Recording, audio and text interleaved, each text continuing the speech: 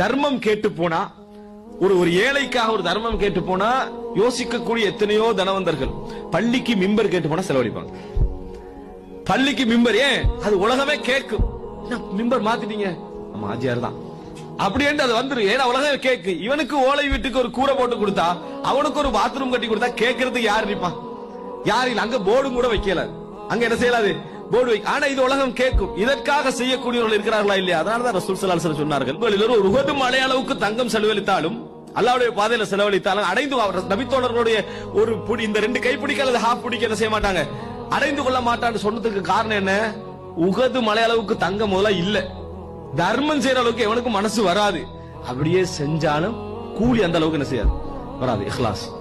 எனவே அன்புள்ள சகோதரர்களே, மறுமையிலே எங்களுடைய இந்த அளவை மாற்றி போடக்கூடிய ஒன்று இதுதான். இந்த உலகத்துல நம்ம யார பெருசாக பார்த்துக் கொண்டிருப்போம் தெரியுமா? நிறைய அமல் செய்யக்கூடியவர்கள், நிறைய நிறைய நிறைய சொல்றோமே, அவர்களைத்தான் நம்ம பெரிதாக பார்த்துக் கொண்டிருப்போம். யாரோ ஒருவருடைய ஒரு ஈத்தம் பல தர்மம் மறுமையினால பெரிய இடத்துல கொண்டு வந்து வைக்கும். மறுமையினால பெரிய இடத்துல கொண்டு வந்து வைக்கும்.